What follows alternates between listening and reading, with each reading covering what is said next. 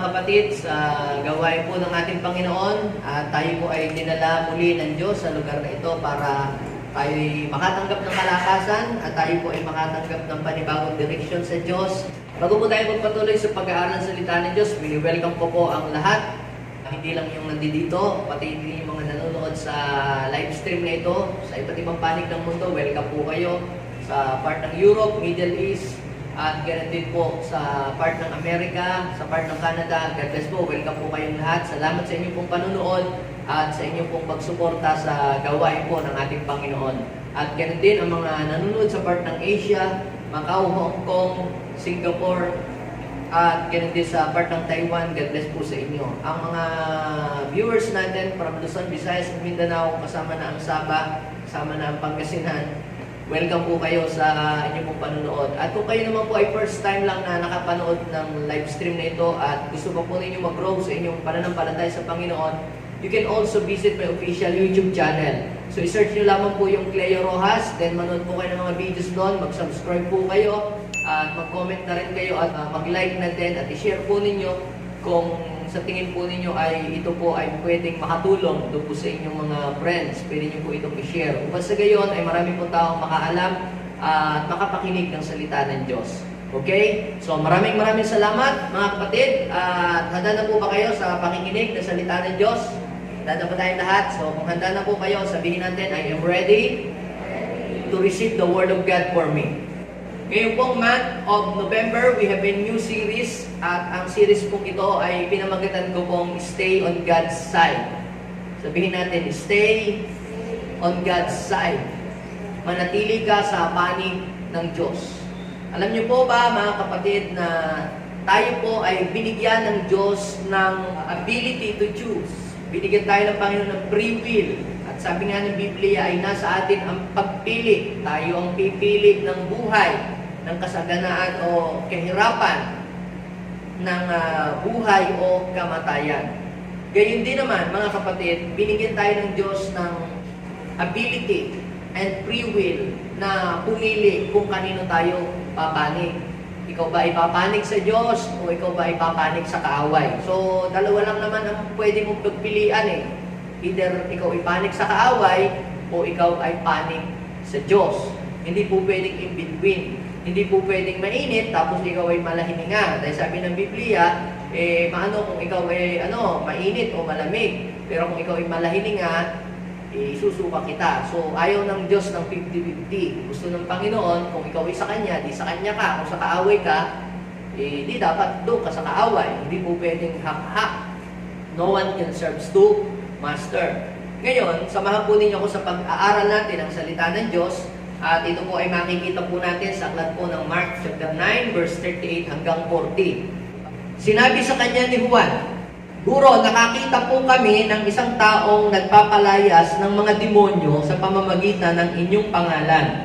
Pinagbawalan namin siya dahil hindi natin siya kasamahan. Sabi ng verse 39, ngunit sinabi ni Jesus, huwag ninyo siyang pagbawalan sapagkat ang taong gumagawa ng himala sa pamamagitan ng pangalan ko ay hindi magsasalita ng masama laban sa akin pagkatapos gawin ito. Sabi ng verse 40, sapagkat ang sino mang hindi laban sa atin ay panig sa atin.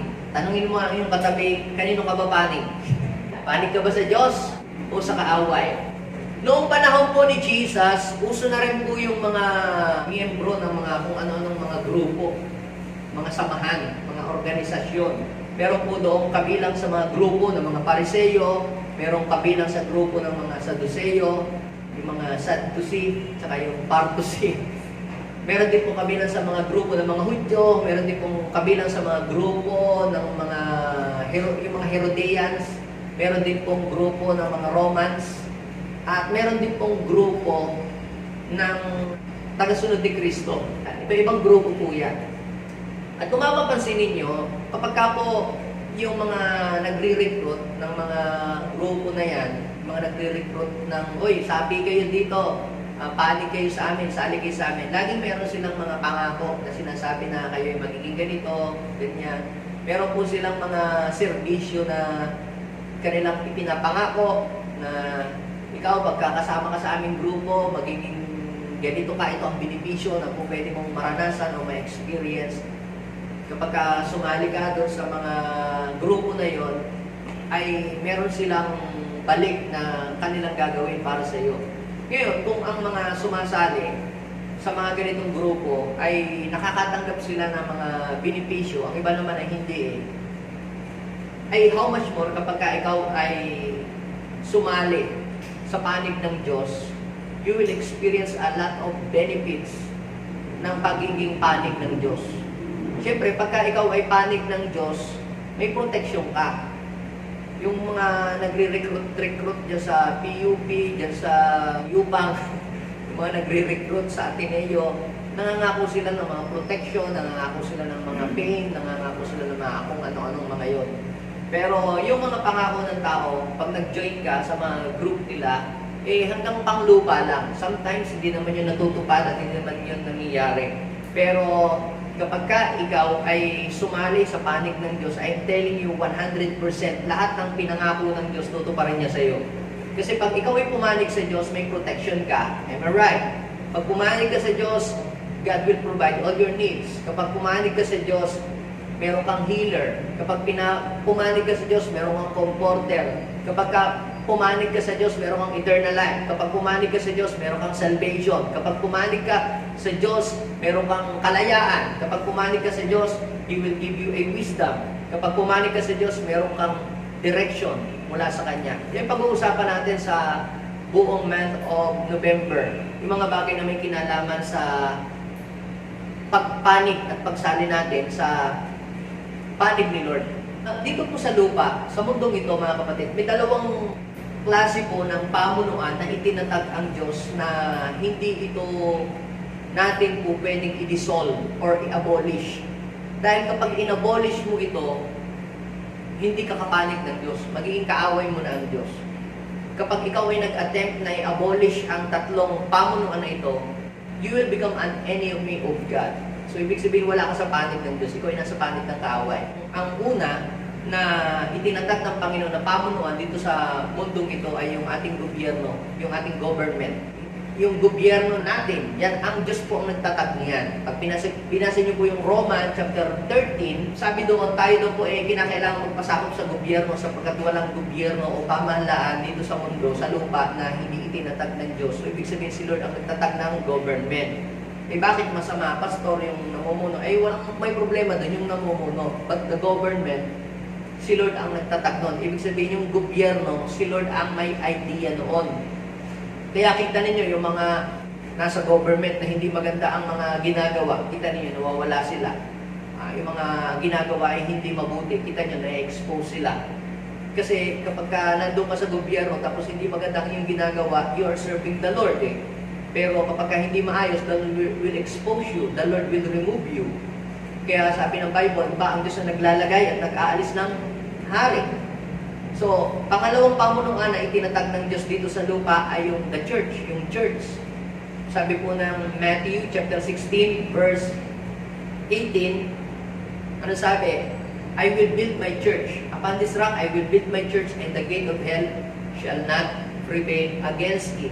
So kapag lumalaban ka doon sa pamahalaan o sa gobyerno na itinatag ng Diyos, hindi ka kapanig ng Diyos. Kapag kunyari, lumalaban ka sa pamahalaan, sa Romans chapter 13, kalaban mo ang Diyos. Kapag lumalaban ka sa pamahalaan, maano naman kung yung namumuno hindi siya perfect. Ang pinag-uusapan natin dito, yung gobyerno, yung pamunuan. So kaya sabi doon, ang hindi sumusunod doon, sila ay nagiging kalaban ng Diyos. Now, pangalawa na pamunuan, yung pong church. Ang church ay itinatag din ng Panginoon na pamunuan dito sa lupa. Ano po ang sabi ng Bible? The gate of hell shall not prevail against it. Kaya si Saulo, nung hindi pa siya na-born again, talagang masidhi ang kanyang pagnanasa na i-abolish ang church. Pagka nakakakita siya ng mga nagpa-Bible study, gusto niyang patigilin, patayin, at sunugin, at ipakulong. Talagang ginawa niya na lahat ng kanyang effort, lahat ng makakaya. Pero wala siyang nagawa Hindi niya ma-abolish, hindi niya ma-dissolve ang church. Ano ang nangyari? Siya yung na-dissolve. Siya yung napalo ng ating Panginoon. Kasi nga, yung Yung church, si Lord ang nagtatag eh. Pwedeng yung namuno o namumuno o yung mga nagpapalakad dito ay hindi nagiging maayos, pero huwag kang mag-alala, alisin sila ng Lord. But the church itself, si Lord ang mismong nagtatag nito. At hindi mo po pwedeng, i-wipe out ko ang church sa buong mundo. Alam niyo po mga kapatid, marami nang nangarap na i-wipe out ang church sa buong mundo, pero hindi po sila nagtagumpay. Kahit pinatay na yung mga Kristiyano ng nauna, pero still, may church pa rin nag-i-exist. Sinunog na po nila yung mga Bible, sinunog na yung mga tao, pero wala talagang nagawa eh. Kaya ang ginawa nila po, dahil hindi po nila maapula yung church, hinayaan na lang na mag-exist yung church. Kasi nga po mga kapatid, kapag ang Diyos ang nagtatag ng isang bagay, hindi mo ito pwedeng sirain or else ikaw ang masisira. Pangatlo, ito po, yung family. Ito pong family ay isa ring pamuluan dito sa mundo, sa lupa, na itinatag ng Panginoon na siya mismo ang nagtatag nito. Pag binasa ninyo po yung Matthew chapter 19, sabi doon sa 4 at saka doon sa hanggang sa 6, what God has joined together, let no one separate. Ang pinagsama ng Diyos ay hindi dapat paghiwalay ng sino man at walang sino makapaghiwalay. Kaya kung ang target mo magwasakin ang pamilya, sirain ang iyong family, kaaway mo ang Panginoon. Kaya itong tatlong ito, yung gobyerno, yung church, yung family, si Lord mismo ang nag-design ng mga yan. At yan ay may kanya-kanyang role dito sa mundo para maging maayos ang ating pamayanan, ang ating mundo. Now, if you are standing against this three, you will be in trouble. Kaya kita ninyo yung ibang against sa pagpaparami ng pamilya, yung ayaw dumami ang pamilya, ayaw magkaroon mga anak, yung lalaki at saka lalaki. Hindi ko yun ang design ni Lord, di ba? So kaya kung titingnan niyo po sa tatlong ito, laging merong larawan si Lord na ipinapakita. Laging may image si God. Halimbawa sa ating government, we have the president, the government official, at saka yung mga mamamayan. Sa church, we have the pastor, the leader, and the congregation. Sa family, we have father, mother, at saka mga children. Sa langit, we have God the Father, God the Son, and God the Holy Spirit. So dito makikita natin mga kapatid na yung image ni God ay nakikita dito sa tatlong pamunuan na ito. Ito pong binasa ko po sa inyong story, mga kapatid, minsan, yung pong mga alagad po ni Jesus ay napapunta sa isa pong lugar at nakakita po sila ng nagmi-minister ng deliverance, yung nagpapalayas ng demonyo. Eh nagkataong hindi kasama sa kanilang grupo. Hindi yata JA1, baka JA2. ibang grupo sila. Ibig sabihin, hindi nila kasama. Pero, even though hindi nila kasama, yung pong tao na yun nagpalayas ng demonyo ay ginamit ang pangalan ni Jesus at naging effective. Kaya nakita ni John, parang siya nagalit, ay hindi ka authorized magpalayas ng demonyo kasi hindi ka JA1, parang gano'n parang exclusive lang yung pagpapalayas ng demonyo. Pero hindi gano'n yung gusto mangyari ni Lord. Si Lord ay hindi siya exclusive. Yun ang gustong ipaabot sa atin ni Lord na, si Lord hindi pang Katoliko lang, o si Jesus hindi pang Hudyo lang, o si Jesus ay hindi pang Mormons lang, o hindi pang mga INC lang. Panglahatan si Jesus Kaya si Lord hindi siya exclusive para sa isang grupo lamang o para sa isang syudad lang. Gusto ng Lord, lahat ng tao ay lumapit sa Kanya.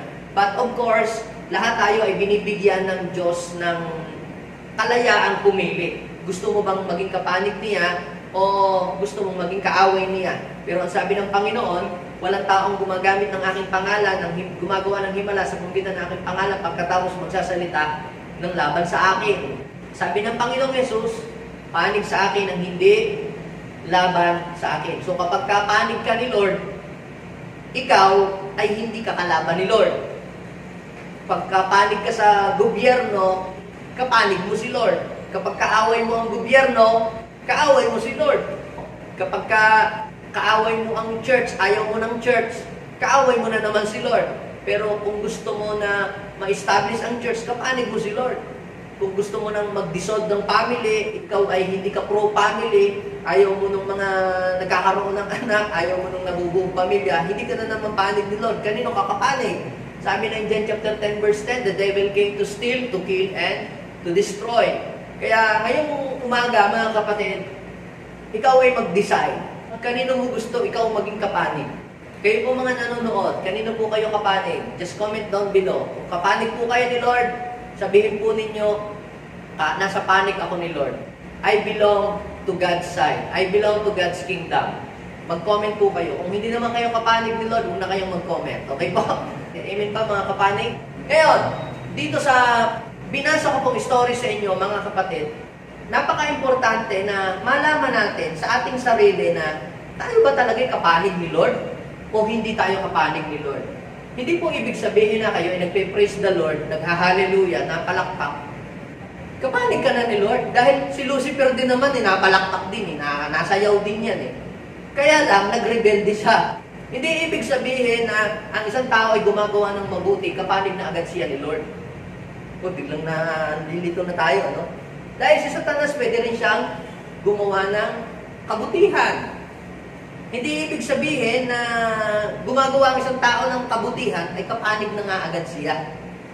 Marami gumagawa ng kabutihan, front lang pala niya yun, para meron pala siyang evil agenda na gusto niyang i-impose later on. But the Bible says, walang punong mabuti na namumunga ng masama. At wala namang masamang puno na namumunga ng mabuti. Later on, may expose yan. May expose at mag-i-expose. Hintayin mo lang yung time. Maghintay ka ng panahon. Yung mga gumagawa ng mabuti, may expose din yun. Kung talagang yung kanilang kabutihan ay magtutuloy-tuloy, later on, pagdating doon sa dulo, hindi nila kayang sustain yun. Si Satan, pwede siyang magpanggap na angel of light for a while. Pero later on, may expose siya. Lalabas din yung tunay niya na siya. Ibig sabihin, pagdating doon sa dulo, makikita mo yung bunga. Makikita mo yung resulta ng kanyang ginagawa. Kaya, si Lord mismo ang mag-i-expose kung tayo ay panig niya o hindi niya tayo kapanig. Hayaan mo at ang Diyos ay makapangyarihan, ang Diyos ang nagpapagalaw sa lahat ng bagay at i-expose ng Diyos ang lahat ng mga bagay na hindi mabuti. Hindi lahat ng gumagawa ng mabuti nasa panig na agad ng Diyos. Let me give you some example. Di ba? Sabi ni Judas, nung si Jesus ay pinuntahan ng isang babae, di ba? Binasag yung pabango. Nung binasag yung pabango, nag-react si Judas. Anong sabi ni Judas? Ba, sinasayang ang pabango. Kung yung pabangong yan, ibinenta, maitulong na sa charity, yung pinagbentahan. Ba, ang ganda, pwedeng itulong. Nako, bigas na, naging buhangin pa. Pwedeng itulong yan. Di ba parang ang ganda ng kanyang adhikain, ang ganda ng kanyang mithiin para itulong sa mga dukha. Ni-rebuke siya ni Jesus. Anytime pwede kayong tumulong sa dukha, sabi ni Jesus. Pero ginawa ng babaeng yun ang mabuti, huwag mo siyang guluhin. Ngayon, kaya pala, then na-reveal din na kunwari itutulong sa mga dukha, yung pala, ito palang si Judas, ang ginagawa niya, yung palang mga pera na yun, na nakulikta nila, kanya itong kinukuha. So, ibig sabihin, mga kapatid, na nare-reveal later on. Kaya hindi ibig sabihin, nakasama mo, o kunyari, hindi, kasama mo sa trabaho, panig na sa iyo agad. Hindi ibig sabihin, kasama mo sa grupo, kapanig mo na agad. Ngayon, ano po ang ibig kong sabihin? Paano natin malalaman kung ang isang tao ay nasa panig ng Diyos o ang isang tao ay nasa panig ng kaaway? Ngayon, kung ang iyong basihan ay dapat pag may dalang Bible, kapanig ni Lord. Kapag hindi Bible ang ginagamit, cellphone lang, ako hindi kapanig ni Lord. Dapat yung libro ang binubuklat. Bakit ang ginagamit? iPhone.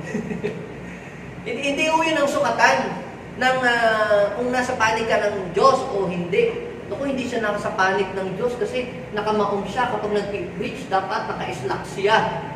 Pagka po ganun ang ating basihan ng tao na siya ay nasa panig ng Diyos o wala sa panig ng Diyos, tayo ay madideceive ng kaaway. Sapagkat hindi yun ang sukatan ng ating Panginoon para masuri ang isang tao kung siya talaga ay nasa panig niya o hindi, wala sa panig ng Diyos. Because ang tao, siya ay nakatingin sa outward appearance, yung panglabas lang. Pero ang Diyos, saan siya tumitingin? God looks at the heart. So sige nga, magkaroon tayo ng spiritual test. Hanggang 10 lang, magbibigay ako ng exam. Hindi naman true or false. Ang sasagot nyo lang ay kapanig ng Diyos at hindi kapanig ng Diyos. Okay? So, yung mga sanay mag-module yan, kapisadong kapisado yan. Okay, bibigyan ko kayo exam. 1 to 10. 1 to 10. Okay? Si Eve, saan siya pumanig? Sa Diyos o sa kaaway? Panig sa Diyos o panig sa kaaway? Si Cain, kanino siya panig? Sa Diyos o sa kaaway? Si Noah, kanino siya pumanig? Sa Diyos o sa kaaway? Si Judas, alagad ni Jesus, kanino siya panig? Kasama siya ni Jesus araw-araw. Pero, hindi pala siya kapanig ni Lord. Kaya nga siya ibinenta eh. Si Joshua, kanino ba siya panig? Sa Diyos o sa kaaway? Si Sanballat, si Tobiat at si Gesem, kanino siya kapanig? Sa Diyos o sa kaaway? Kung nabasa niyo yung Book of Nehemiah, kayo po, kanino po kayo kapanig? Ngayon, totoo ba talaga na tayo ay talagang 100% talagang nasa panig tayo ni God? Dahil minsan po pwedeng nasa panig tayo ni God, mamaya nasa panig tayo ng kaaway.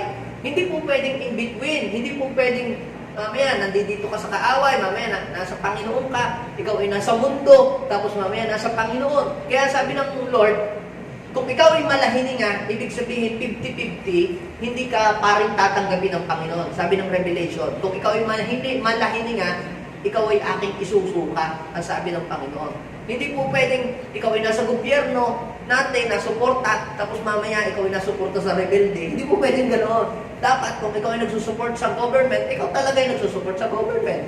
At kung ikaw ay nagsusupport sa rebelde, kaaway ka ng gobyerno. At kung kaaway ka ng gobyerno, kaaway ka din ng Diyos. Dahil ang gobyerno, ang Diyos ang nagtatag. Now, paano natin malalaman kung tayo mismo sa sarili natin ay talagang nasa sa panig ng Diyos? Magbibigay po ako ng 5 mga basic test at sign para makita natin kung tayo ba ay kabilang sa panig ng Diyos o kung tayo ay hindi kabilang sa panig ng Diyos. Ready na po ba kayo? So ito po ay mababasa natin sa Matthew chapter 5, verse 3 hanggang 10. So Matthew chapter 5, verse 3 to 10, o 8 sign na sukatan na makikita natin kung tayo ba ay talaga ay kapanig ng Diyos. Una po ay kung ikaw ay walang ibang inaasahan sa buhay kundi ang Diyos, it means you are on God's side. Ibig sabihin niyan, ikaw ay nasa panig ng Diyos. Sabi po sa Matthew chapter 5 verse 3, mapalad ang mga taong walang ibang inaasahan kundi ang Diyos. Tatanungin ko po kayo, kanino po ba kayo umaasa? Meron pa po ba kayong ibang inaasahan? Naalala ko minsan may mga tao na lalapit sa inyo. May mga lumapit na rin sa akin dati, Pastor, ikaw na lang maaasahan kung natitira. Huling maaasahan sa buhay.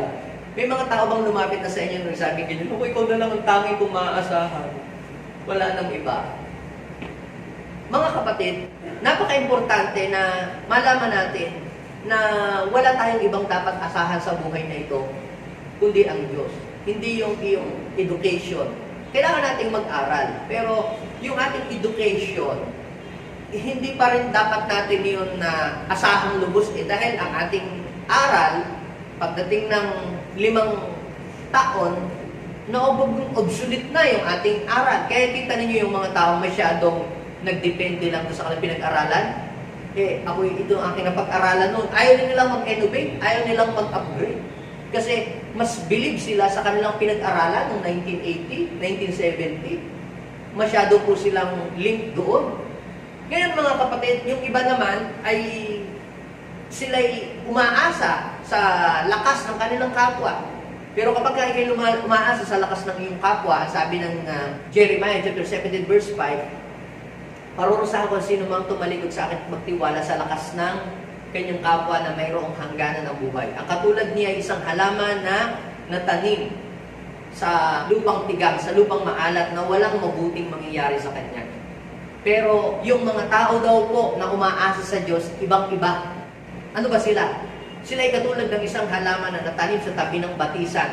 Sila ay hindi nanganganib. Dumating man yung panahon ng tag-init, sila ay magiging sariwa at sila ay mamumunga sa kapanahunan. So kapag ka pala ikaw ay umasa sa Diyos, you will become like a tree planted doon sa riverbank. Kung ikaw ay walang ibang inaasahan kundi ang Diyos, congratulations, you are on God's side. Ikaw ay nasa side ni Lord. Dahil marami mga tao, mas pinili po nilang umasa sa kanila pong kapwa. Mas pinili nilang umasa sa mga material na mga bagay. Mas pinili nilang umasa sa lakas ng kanilang kapwa. Yung iba, umaasa sila na sila papayamanin ni Marcos.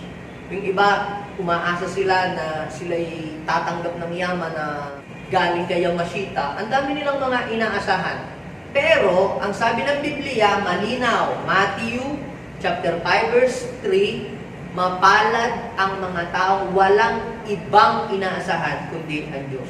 Kahit may trabaho kang maganda ngayon, huwag mong asahan niyang lubos-lubos. Ibig sabihin, pwedeng mawala yan eh. Pwedeng mapalitan yan. Pero pag ikaw ay umaasa sa Diyos, hindi ka matatakot. Mag-close man yung company yun, the Lord will open a new company for you. Mag-shutdown man ang business, kung ikaw ay umaasa sa Diyos, the Lord will open a new business for you.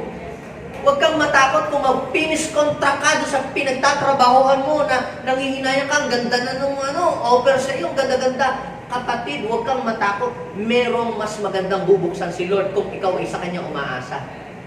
Naalala ko po, meron pong isa tayong kapatid dyan sa Aguilar. Testimony na naikwento lang sa akin ng ating kapatid doon. Bago daw po mag-lockdown, di yung pong anak niya nag-resign sa trabaho. Tapos pumirma ng kontrata sa isang company. Tapos pagkapirma, kinabukasan, nag-lockdown. Nag-resign sa trabaho, pumirma ng another contract sa isang company. Pagkatapos kinabukasan, nag-lockdown na, hindi na nakapagtrabaho ng 2 buwan. Parang sising-sising. Sana naman yata hindi ako parang mukhang mali yata yung aking naging desisyon. Sana hindi ako nag-resign. Alam niyo po nung magkaswelduhan, 2 buwan, hindi nagtrabaho, binigyan ng sweldo. Totoo po yun. Testimony ng kanyang ama sa kanya. Napakabuti ng Diyos.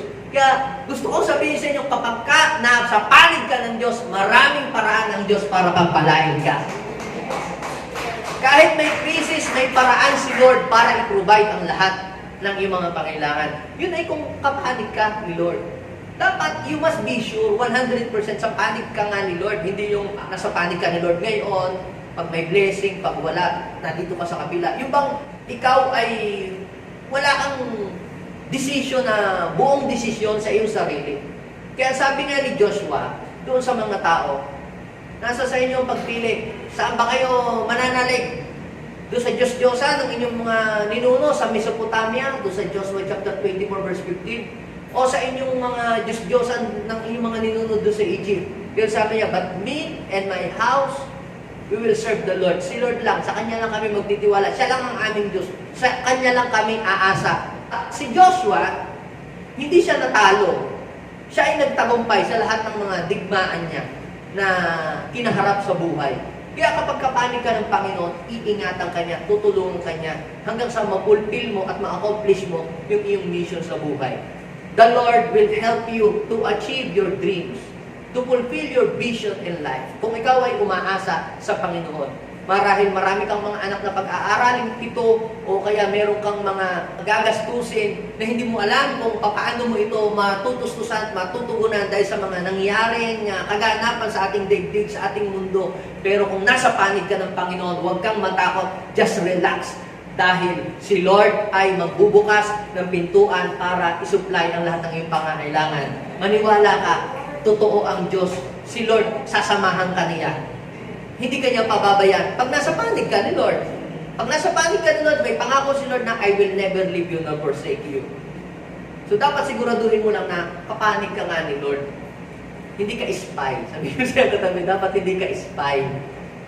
Ikaw ay talagang 100% sa Kanya ka, sumasandal at nagtitiwala. Pangalawa, mga kapatid, sabi po doon sa Matthew chapter 5, verse 4, pinagpala ang mga nagdadalamhati sapagkat sila ay aaliwin ng Diyos. Yun daw pong mga nagdadalamhati. Ano po ba yung nagdadalamhati? Yung pong mga taong nalulungkot. Kayo po ba'y nasubukan na ninyong magdalamhati? Ako nga, pastor, nagdadalamhati ako eh. May inuman kahapon, hindi ako nakapunta. Binawalan ako ni Mrs. Nagdadalamhati ako. Hindi ho yun yung pagdadalamhati na sinasabing mapalad ang nagdadalamhati dahil aaliwin sila ni Lord. Hindi yun eh. Sino po dito yung kapag ka nagkakamali siya ay nalulungkot siya at you feel sorry, Lord, nagkamali po ako. Forgive me, patawarin niyo po ako, mali po yung aking ginawa. Sino po yung nagdadalamhati kapag kami nagagawa siyang mali? O sino dito ang nagdidiwa kapag kami naloko siya o may nagawang hindi maganda? Hindi ganun, ano?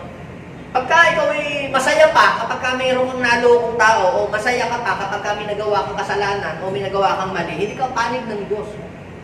Pero kung halimbawa nagkasala ka, lungkot na lungkot ka, sorry ka kay Lord, talagang sisig-sisig ka, patunay lang yun, nakapanig ka ni Lord, hindi ka natutuwa dahil nakagawa ka ng mali. Hindi ka masaya kapag ka nagkakasala ka. Hindi kang masaya kapag nagkakasala.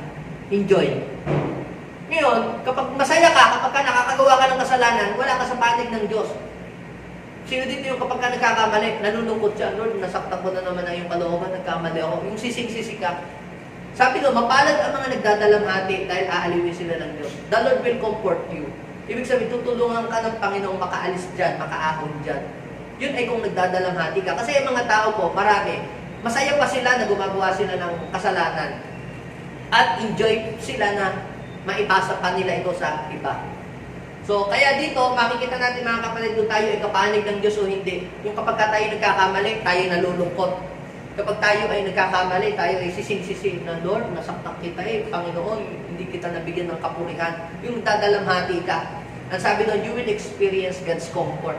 Tutulungan ka ng Panginoon na ikaw ay ma-revive at ikaw ay ma-restore sa iyong kalagayan. The Lord will comfort you. Sasabihin sa iyong Panginoon, anak, kaya mo yan. Be strong, sasamahan kita. I will never leave you. Matatapos mo ang takbuhan. You will experience God's comfort. Then, pangatlo, mga kapatid, na sign para makita mo na ikaw ba talaga ay nasa panig ng Diyos, yung ikaw ay marunong magpakumbaba. Ano po ang sabi? Matthew chapter 5 verse 5, pinagpala ang mga mapagpakumbaba sa pagkatatamuhin nila ang mga ipinangako ng Diyos. Ang tao at ang Diyos po ay mayroong magkaibang definition when it comes to humility or being humble. Ano pa po ba yung humble based on man's idea or based on God's idea of humility? Yung dapat, yung hindi ka magsusuot ng magandang damit, dapat pagka ikaw ay atin sa church, yung punit-punit ang iyong damit, saka dapat nakachinelas ka lang para humble. Hindi ho yun ang ibig sabihin ng humility na mapalad ang mapagpakumbaba na parang nagse-self-pity sa iyong sarili. Pag inaalok ng pagkain, sister, kain na.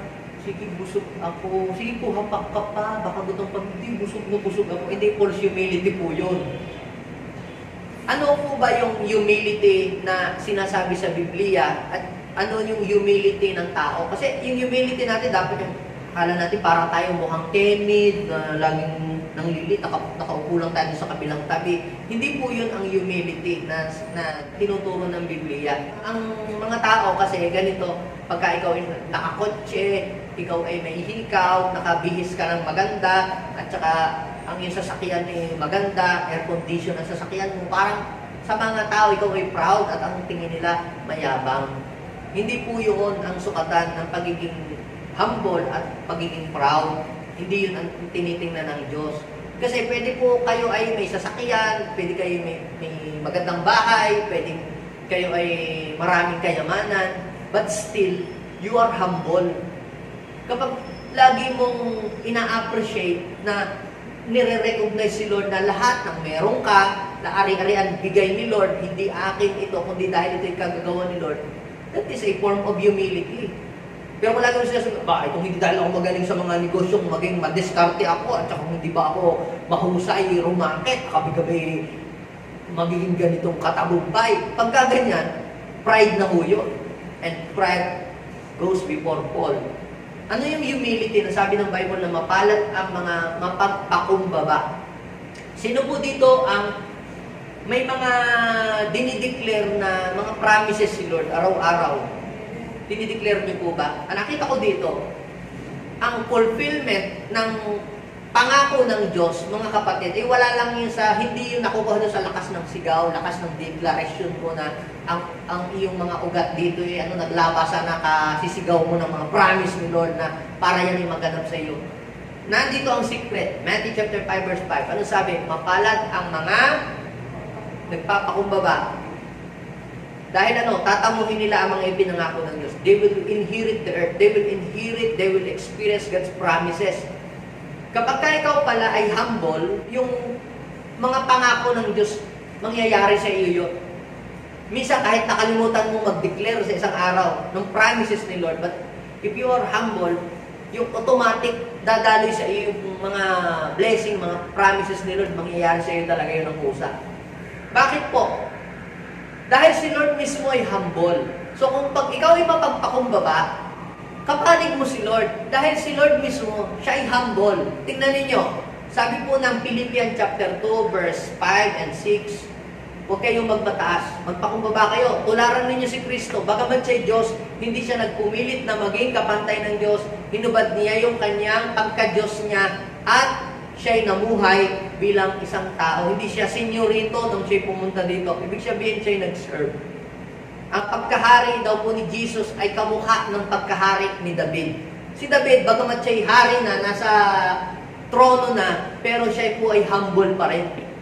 Sabi niya na, yun ay dahil sa biyaya ni Lord, na sa halip na si Saul, sabi niya, sa halip na si Saul, ang maging hari, ay siya ang itinalaga ng Diyos na hari.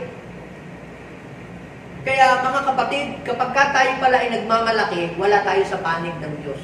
Kapag lagi natin ipinagyayabang ang ating mga accomplishments, kapag pinagyayabang lagi natin ang ating narating, kapag lagi natin ipinagyayabang kung ano ang meron tayo, yan ay palatandaan na hindi ka kapanig ng Diyos.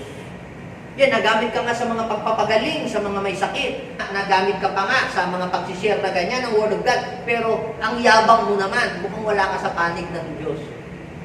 Ang nasa panig ng Diyos, makikita mo siya'y humble. Kumbaga, hindi niya ipinagmamalaki ang kanyang achievement, kundi laging sinasabi niyang, si Lord lagi. Yung si Lord lagi ang kanyang ipinapakilala, at si Lord lagi ang kanyang itinataas, hindi ang kanyang sarili.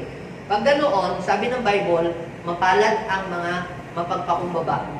Sasamahan sila ng Diyos. Bakit? Nasa panig sila ng Diyos. Because God against doon sa mga proud people. Tingnan po ninyo, grace belongs to the humble. Basahin niyo po yung 1 Peter chapter 5 verse 5. He resists the proud, but He gives grace to the humble. So, ang grace pala ni Lord ay hindi para sa lahat. Para kanino lamang? Ang grace ay exclusive para sa mga nagpapakumbaba. Hindi sa mga nagmamataas. Kaya kapag ikaw ay nagpapakumbaba, kahit mayaman ka na, marami ka ng malayo ng narating mo sa buhay, ay hindi ka nagmamayabang, humble ka pa rin, nasa panig ka ni Lord. Kaya maraming mga tao pagka na-bless na ang buhay, parang hindi ka nakilala, parang hindi na alam kung saan sila nanggaling. Dapat ay manatili ka pa rin humble. Kaya ang pagbagsak ng isang tao ay dahil sa kanyang kapalaluan, dahil sa kanyang pride, dahil sa kanyang pagmamataas. Kaya ibinabagsak ng Diyos yung mga mapagmataas dahil kaaway ng Diyos yung mga mapagmataas. Pero ang mga humble, yan, kapanig sila ni Lord.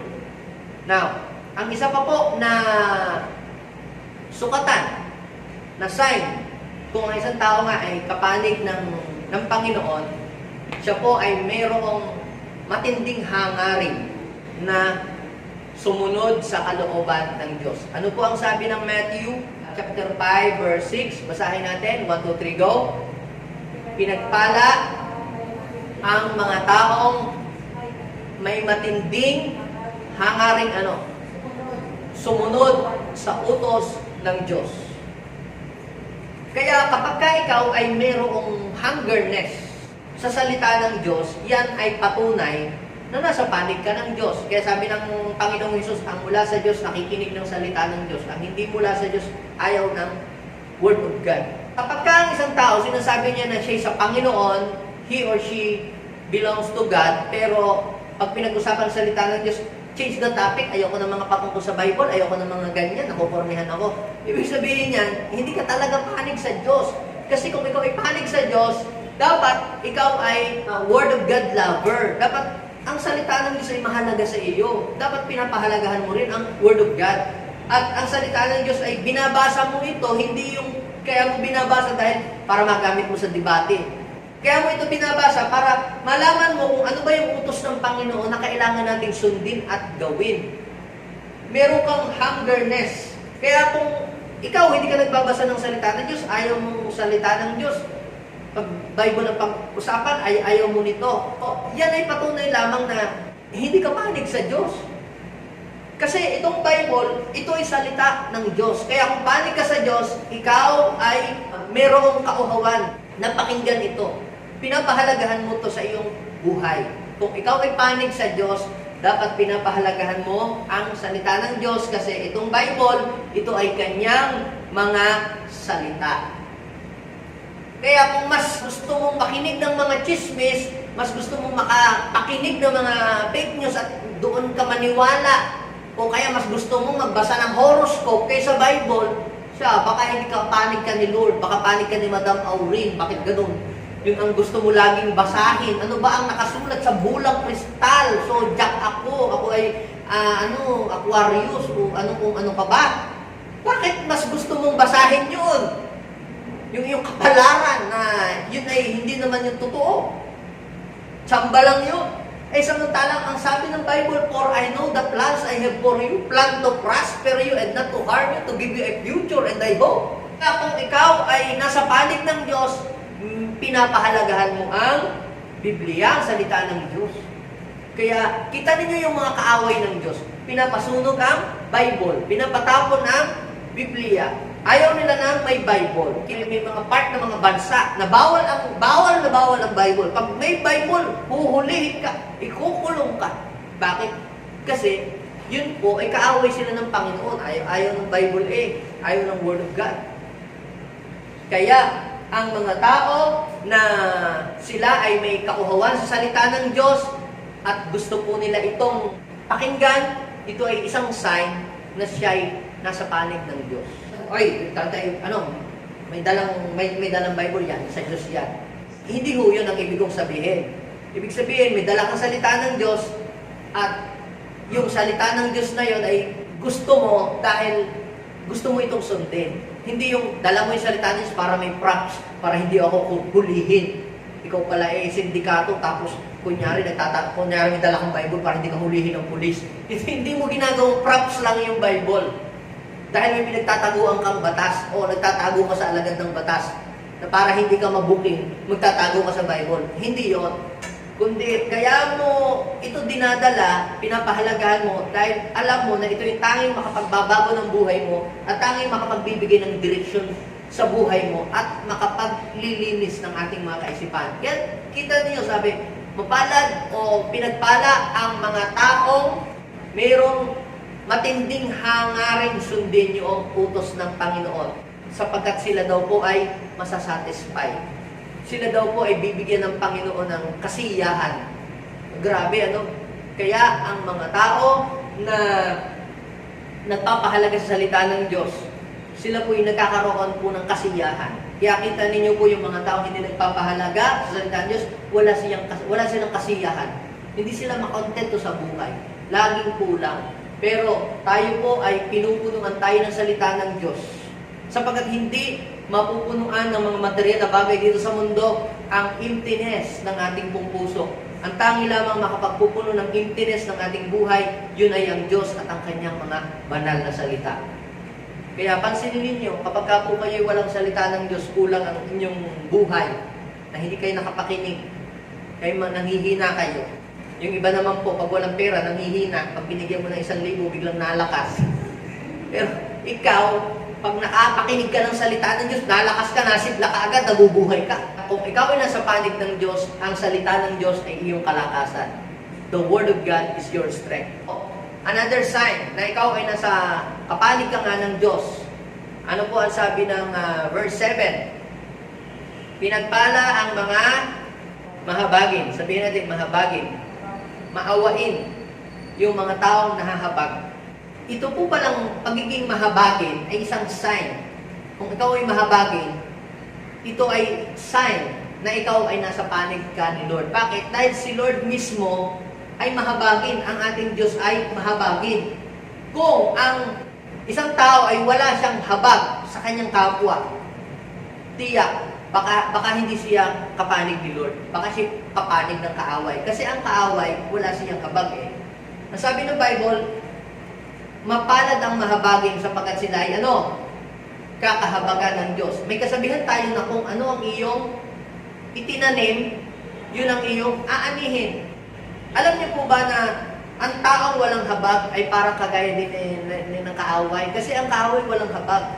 Kita nyo, naalala niyo po ba mayroong isang babae na hukot na naando sa templo? Pagkatapos gumaling for 18 years na may sapi na nakayukong ganyan na hindi makaunat. Tapos pinagaling ni Jesus. On the spot, biglang gumaling, umunat.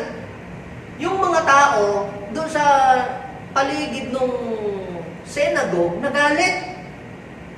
Bakit pinagaling yung babae? Linggo ngayon, Sabat. Dapat hindi pinagaling. Ano sabi ni Jesus? Grabe naman kayo.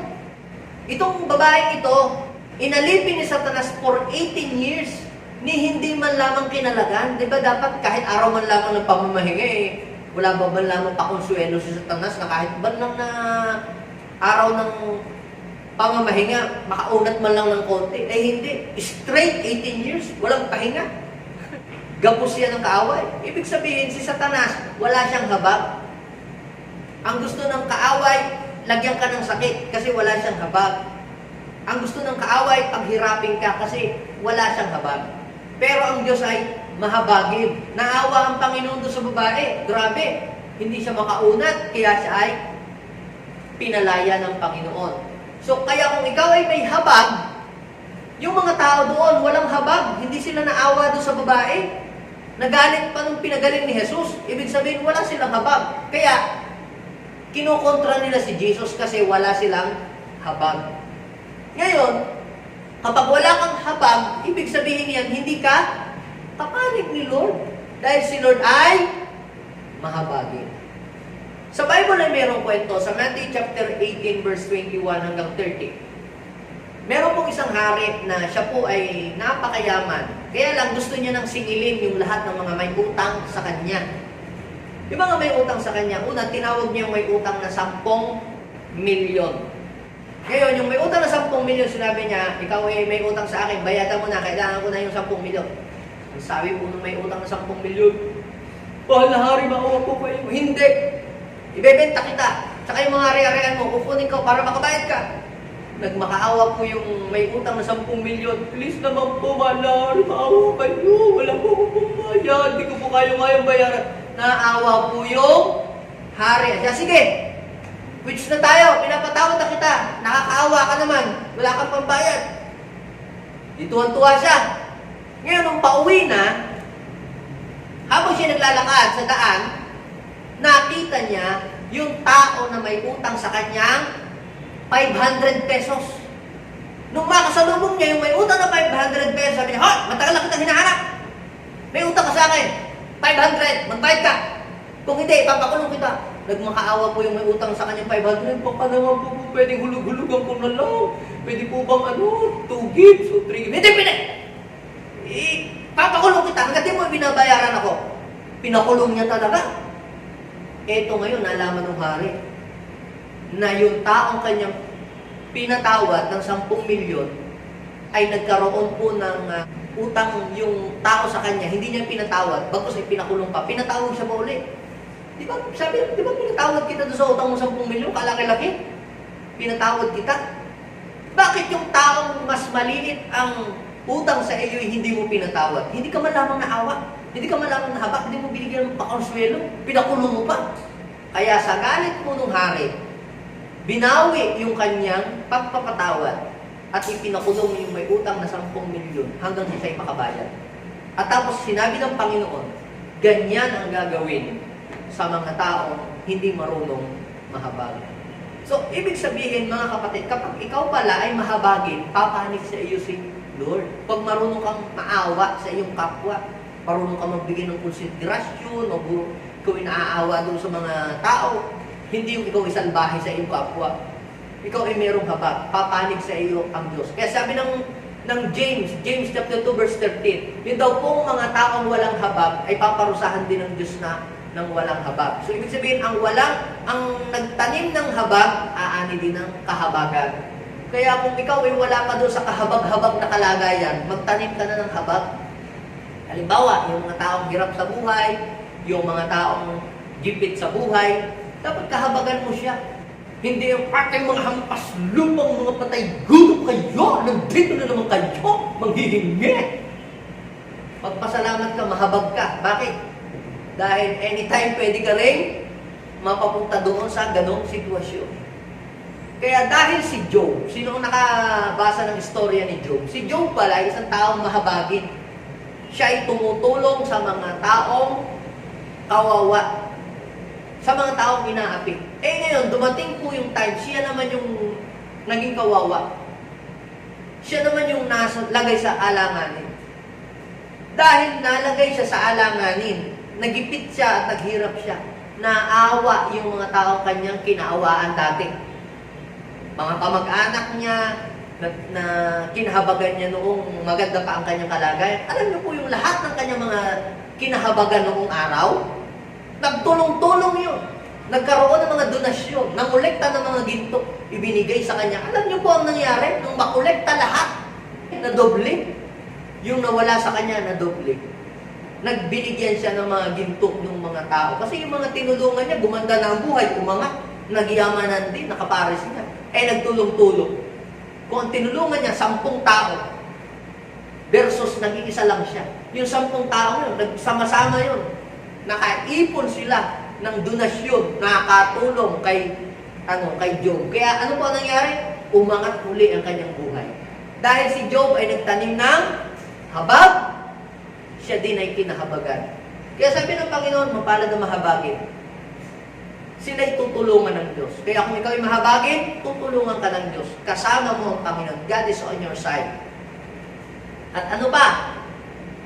Matthew chapter 5 verse 8. Ang sabi po doon, mapalad ang mga may malilinis na puso. Pinagpala ang mga taong may malinis na puso. Bakit? Sapagkat makikita nila ang Diyos. So kung pwede pong tayo ay maging maganda ang bihis, kung pwedeng maganda ang ating mga make-up, maging maganda ang ating mga kulay ng ating buhok. Pero kung ang puso natin punong-puno ng galit, punong-puno ng inggit, punong-puno ng inis, punong-puno ng tampo, ng selos, ng insecurity, hindi natin mapipil ang presence ni God sa tuwing tayo pupunta sa church. Laging ganito pa, peg naman yung hikaw mo, mas mahal naman yung akin. Yung namang sapatos mo ngayon, hulugan. Uy, sa Lazada lang yung binili, hindi naman original. Ang iyong puso ay madumi ang iyong puso pagka gayon. Ang taong may malinis na puso, may malinis na puso. Ang taong may malinis na puso ay hindi siya nag-iisip ng anumang mga bagay na kasamaan sa kanyang kapwa. Hindi niya lagi ikinukumpara ang kanyang sarili sa iba. Ang taong meron pong malinis na puso ay hindi siya nanghahamak ng kanyang kapwa. Hindi nang degrade ng ibang tao. Hindi nang lalait. Sabi ng Panginoon, blessed are the pure in heart, for they shall see God. Dahil ang Diyos ay sa puso tumitingin. Ang sabi ng Bible, 1 Samuel chapter 16 verse 7. Panlabas na kanyo ang tinitingnan ng tao, pero puso ang aking tinitingnan. Sabi ni David, sa kanyang panalangin, doon sa Psalms chapter 51 verse 10, nung siya ay magkamali sa Diyos, anong kanyang panalangin? Sabi niya, create in me a clean heart, O God. Sapagkat alam ni David ang secret para makapasok siya sa kaharian ng Diyos, para makapasok siya sa presence ni God, you must have a clean heart, a pure heart before God. At ang Diyos daw po ay malapit doon sa mga tao may malilinis na puso. Kaya kapag tayo ay lalapit sa Panginoon, atin sa church, ang una agad nating hilingin kay Lord ng panalangin, Lord, linisin mo ang aking puso. Tanggalin mo yung kalyo ng aking puso para maramdaman kita. Every time na ako mag-worship, every time na makikinig ako ng salita ng Diyos, ako ay mababago at ako ay matututo. Ipinapalinis mo sa Diyos ang iyong puso. Kapag ikaw ay papasok sa altar ng Diyos, tapos ang iyong puso ay maraming kalyo, ano mang mga mensahe, hindi mo ito tatanggapin. Lagi mong kukontrahin ang mensahe. Kapag ang mensahe ay dumarating sa iyo, lagi mo itong kukontrahin. Walang humility. Kaya sabi ng Biblia, mapalad ang mga mapagpakumbaba. Ngayon, kapag sinabing ikaw ay humble, tinatanggap mo yung salita ng Diyos kahit yun ay rebuke para yun ay ikaw ay mapabuti. Yung ikaw ay nakaupo dyan, maaaring kayo, mas marami kayong alam kayo sa akin, o kaya mas may edad kayo sa akin. Pero kayo nakaupo dyan, sinusulat ninyo. Nagsusulat nga ba kayo o nagkakulas ng tulad? Tinatype nyo sa inyong tablet. That is a form of humility. Humble ka, nakikinig ka, kahit marami ka ng alam, pero nakikinig ka pa rin. Yun ang tawag doon, humility. Pero kung lagi mo sinasabi, ay, marami pa akong alam ko na yan, nabasa ko na yan, napakinggan ko na rin yan. Mas maganda ang aking preaching kaysa dyan. Hindi po yun humility. At pagka po ganun, pride yun, doon mag-uumpisa ang iyong pagbagsak. Hindi papanig sa iyo si Lord. Pumapanig lamang ang Diyos sa mga humble at sa mga taong mayroong malinis na puso. Kaya every time na tayo ilalapit sa Diyos, lagi natin hihingin, Lord, create in me a clean heart. Dahil ang ating namang puso ay dumudumi yan. Pero kapag ipinalinis natin sa ating Panginoon, sabi ng Bible, makikita natin siya. Papanig siya sa atin. Pumapanig lamang ang Diyos sa mga taong mayroong malilinis na puso. Ibig sabihin, tama ang motibo mo sa iyong ginagawa. Now, ano pa? Matthew chapter 5, verse 9. Pinagpala ang mga gumagawa ng daan sa kapayapaan. Yung peacemaker. Blessed are the peacemaker. Sila ay kikilalaning mga anak ng Diyos. Sabihin natin, I am a peacemaker, not a troublemaker. Kapag sinabi po natin peacemaker, yung ikaw ay gumagawa lagi ng paraan na way para makasundo ang iyong kapwa. May mga tao po na gumagastos pa sila para lamang makapanira ng kapwa, makapanira ng samahan, makapanira ng organisasyon. Nagbabayad para magkalat ng mga fake news, para mag-alsa ang mga tao, para magkaroon ng revolusyon, para mag-away-away at magkagulo. Yun po yung kalaban ng Diyos. Sabi ng Bible, mapalad ang mga gumagawa ng daan sa ikakapayapa, sa kapayapaan. Blessed are the peacemaker. Isa na ba, mahilig kang mag-chismis. Hindi ka peacemaker. Ikaw ay troublemaker. Sa halip na ang problema ay ma-stop na, mahinto na, ginagatungan mo pa ng ginagatungan, dagdag pa ng dagdag. Alam mo, sa totoo lang, mga kapatid, marami namang bagay na hindi naman siya problema, pero laging nagiging problema kasi may mga tao mahilig manggatong. Halimbawa, buhangin sa Manila Bay. Hindi naman dapat yung pag-away-awayan, ang daming pwedeng maging focus. Yun ang laging hot topic. Nagkataon lamang na puti ang buhangin. Kung itim siguro, walang away. O, mamaya naman, kaliit-liit na issue, biglang magiging malaking issue. Gagatungan ang gagatungan. Kung ikaw ay peacemaker, hindi mo gagatungan eh. Ikaw yung tatapos para wala nang gulo, wala nang away. Kaya kung mahilig kang manggatong para mag-away yung mga magkakaibigan, magka-best friend, o magkakapatid, mahilig kang magsulsul, hindi ka peacemaker, kanino kakapanig? Isa lang ang alam kong ganyan eh. Yung nasa John chapter 10 verse 10. The devil came to steal, to kill, and to destroy. Kita niyo, may mga tao na ganito. Lahat ng salihang grupo, laging may nakakaaway. Troublemaker, hindi peacemaker. Pagpasok sa school, may nakaaway. Hindi kaaway ang teacher, yung isang kaklase. Pumasok sa opisina, may kaaway din. Lahat lagi may kaaway. May kaaway sa barangay. Kaaway ang pinsan, kaaway ang kamag-anak, kaaway ang kapatid. Pumasok sa simbahan, may kaaway. Lahat nakaaway. Walang hindi. Ano pong ibig sabihin naman? Pagka ganoon, mukhang parang hindi ka kapanig ng Diyos. Dahil nasabi ng Biblia, yung mga taong peacemaker, kahit kaaway niya, nagiging kasundo niya eh. Kahit nga si Jesus, Ipapako na lahat sa krus. Peacemaker pa rin. Naalala niyo po ba, ipapako si Jesus, sino magkaaway? Si Herodes at si Pilato. Magkaaway po, matagal lang magkaaway. Pero dahil kay Jesus, pinagpasapasahan niya si Jesus eh. Hindi siniraan ni Jesus si Pilato kay Herodes. At hindi pareha sila nakausap eh. Hindi siniraan ni Jesus si Herodes kay Pilato. Nagkasundo sila, sabi ng Bible. Sa matagal na sila magkaaway, pero dahil kay Jesus, nagkasundo. Kaya si Jesus mamamatay na lahat, ipapako na sa krus at lahat. Peacemaker pa rin siya hanggang kamatayan. Kaya kung ikaw ay nasa panig ng ating Panginoon, dapat peacemaker ka, hindi ka troublemaker. May mga kapanig ba si Lord dito? Kaya sabihin mo sa iyong katabi, kung panig ka ni Lord, dapat ikaw ay peacemaker ng iyong kapwa. Hindi yung sinugod ka ni kumare, "Hoy! Sabi ni ganito, maarte daw ako." O, diba? Yun, hindi ka peacemaker. Nag-away tuloy yung magkapit-bahay. Mali yung iyong naikwento. So, kung sa tingin mo yung mag-create lang ng gulo, yung iyong sasabihin, tumahimik ka na lang. Para matapos na ang kaguluhan at mawala na ang problema. Pero kung ito'y gatong ng gatong, pinapalaki mo. Anong mangyayari? Gulo ang mangyayari. At pagkaganyan, ikaw ay nasa mission ng kaaway. Di ba sabi, ang mission ng kaaway, to steal, to kill, and to destroy. Pero pag nasa panig ka ng Panginoon, peacemaker ka dapat. Matthew chapter 5 verse 9, mapalad ang gumagawa ng daan sa kapayapaan. Yung kapayapaan, magiging maayos ang takbo. So ikakaayos, ikakabuti. Now, ano pa po? Ang pang-sampu, verse 5, Matthew chapter 5 verse 10, pang-8.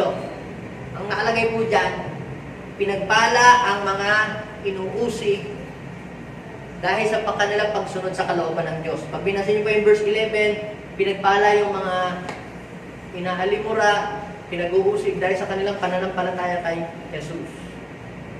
Kayo po ba ay nakaranas ng pag-uusig?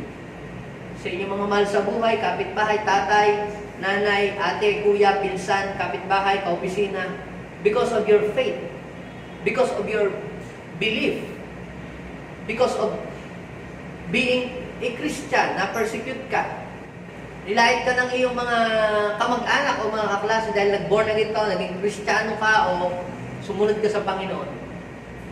Kung ikaw ay nakakaranas ng mga ganyan na paglait, pag-alipusta dahil sa iyong faith kay God, isa lang ang ibig sabihin nun. Ikaw ay nasa side ni Lord. Dahil sabi ng Bible, ganyan din yung mga prophet noon. Ganyan din si Jesus. Ngayon, kung walang taong against sa iyong faith, baka hindi mo panig si Lord. Basta ikaw ay pumanig na kay Jesus, laging mayroong mga taong hindi mo mapiplease. May mga tao magagalit at may sila dahil nag-born again ka. Kasi hindi ka na maaya sa inuman. Kasi nung dati ikaw ang taya lagi eh. Pero ngayon hindi na. Wala na silang wala namang lilibre sa kanila sa mga ganun. Hindi ka na mahila sa bingguhan. Kaya sabi na, nasiraan ka na ng ulo sa Dati nung kasi malakas kang pumusta. So ibig sabihin, kapag ikaw ay pumanig sa Lord, laging mayroong mga taong masusuklam at hindi matutuwa sa iyo. Siyempre, number 1, si Satanas hindi matutuwa sa iyo. Dahil ikaw ay humiwalay sa Kanya. Wala ka na sa Kanyang panig. So, ngayon, gagawin ng kaaway, gagamit siya ng mga tao. Pwede mga kasamahan mo dati, o pwede mga kaibigan, pwede mga mahal mo sa buhay. To stop you in following Jesus. In believing God. Pero, huwag kang mag-alala, huwag kang matakot. May masasabihin, kailan pa ako na born again at sumunod sa Panginoon, ba't ganyan? Inaway ako ng ate ko, kuya ko, at nag-born again daw ako. Kapatid, sabi ng Bible, nasa panig mo si Lord. He will fight for you, at si Lord ang aayos, at si Lord ang sasama, at si Lord ang tutulong sa iyo. As long as you are doing right in the eyes of God. Ngayon mga kapatid, tingnan mo din naman kung bakit ka pinipersecute. Tingnan mo din naman kung bakit ka sinisita o pinikriticize. Baka kaya ka naman na sinisita at pinipersecute lagi kasi baka tamad kang mag-aral o tamad kang pumasok o hindi ka mapaputusan. Pastor, tamang-tama yung sinabi mo, bagay sa akin, confirm, inuusig ako sa bahay, tumigil ako sa pag-born again. Bakit ano bang ginawa sa bahay? Kasi hindi ako mautusan, tamad. Ako'y pinaglaba yung puti, naging pula. Ako'y pinagluto, naku, kanin na sunog. Kaya naman pala, may dahilan naman pala. Naku, naging tamad na daw ako sa bahay, pamula nung ko'y mag-born again. Ay, mali naman pala talaga yung ginagawa mo. Mabipersikit ka nga. So, ang tawag po diyan, mga kapatid, ay hindi persecution. Yun ay negligence. Negligence mo, kaya ka na napapagalitan. Kung mabuti, wala namang magagalit sa iyo. Liban na lang kung talaga, siguro talaga tao hindi matino na gumagawa ka ng mabuti pero nagagalit sa kabutihan. Ngayon, tingnan mo rin, baka kaya ka naman napapagalitan ng iyong ina at pinagbabawalan ka na dumalo sa church. Dahil baka naman ikaw masipag lamang pagpapunta sa church, pero pag sa bahay, hindi ka na mautusan. Mabilis ka pa sa alas 4. Pag sa ibang bagay, pero pag sa inyo, nako po. Tingnan mo rin.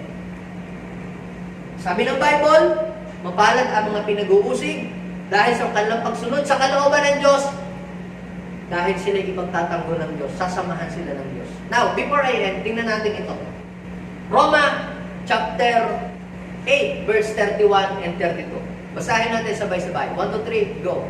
Ano ngayon ang masasabi natin? Anong masasabi mo? Kung ang Diyos ay panig sa atin, sinong makakalaban sa atin? If God is with us, no one can against us. Kaya kung kapanig mo ang Diyos, walang sino mang pwedeng magtagumpay laban sa iyo. As long as you are in God's side, you are unbeatable. You are victorious. Sabihin po natin, I am unbeatable. Because God is on my side. At kapag ang Panginoon ay nasa sa atin, sabi ng Bible, tayo daw po ay magtatagumpay. Walang sino mang makakalaban sa iyo. Ibig sabihin po, proteksyonan ka, tutulungan ka, sasamahan ka ng Panginoon, ipagtatanggol ka ng Lord, and He will fight for you. As long as you are doing the will of God, ginagawa mo ang kalooban ng Diyos, He will fight for you. Ipagtatanggol ka ng Panginoon, tutulungan ka niya. Kung ikaw ay mapagpakumbaba, God is on your side. Kung ikaw ay walang ibang inaasahan, kundi siya lamang sa iyong buhay, God is on your side. Kung ikaw ay nauuhaw sa salita ng Diyos at meron kang matinding desire na sundin ang kanyang mga salita, God is on your side. Kung ikaw ay malinis ang iyong puso, nasa panig mo ang Diyos. Kung ikaw ay gumagawa ng daan sa ipagkakasundo, nasa panig mo ang Diyos. Kung ikaw ay pinag-uusig dahil sa iyong pangangaral salita ng Diyos, dahil sa iyong pagsunod sa salita ng Diyos, dahil sa iyong pagsiserve kay God, ginagawa mo naman lahat ng mabuti, pero napupersuit ko pa rin, kapatid, I am telling you, nasa panig mo ang Diyos. At kapag nasa panig mo ang Diyos, hindi ka niya iiwanan, hindi ka niya pababayaan, ikaw ay kanyang pagtatagumpayin. Amen?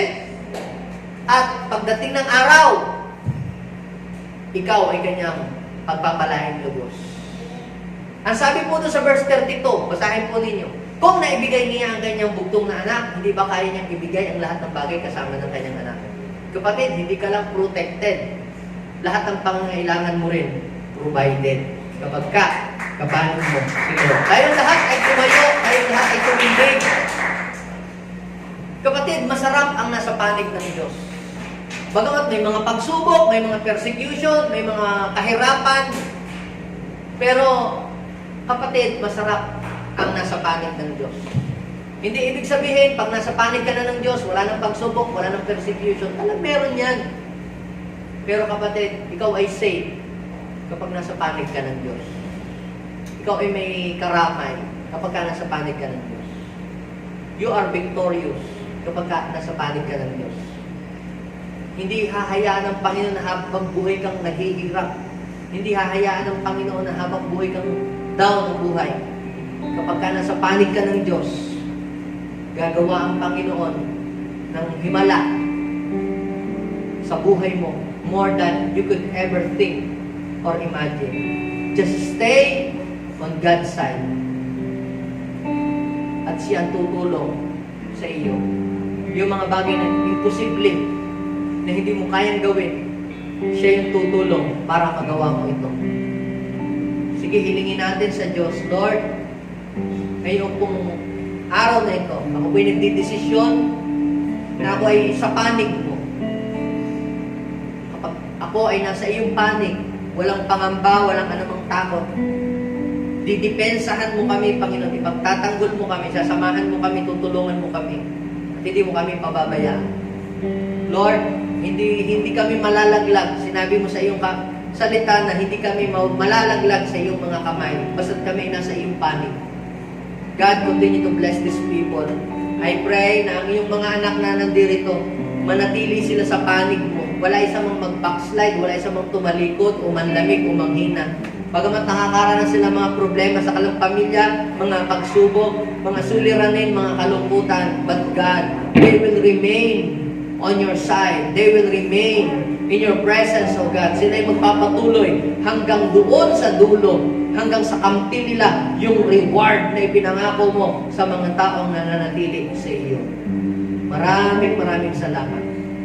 Tunay nga na napakabuti mo sa buhay ng iyong mga anak. Pwede bang manalangin tayo? Lagyan natin ang ating kamay sa ating puso. Sabihin natin, Panginoong Jesus, maraming salamat.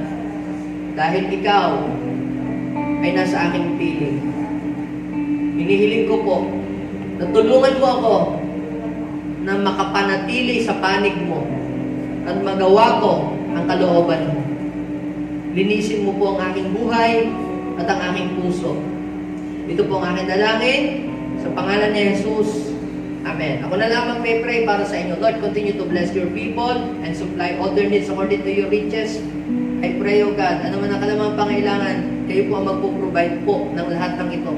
Hinihiling ko, O Diyos, na wala isa man dito na mawawalay at maaagaw sa iyong mga kamay.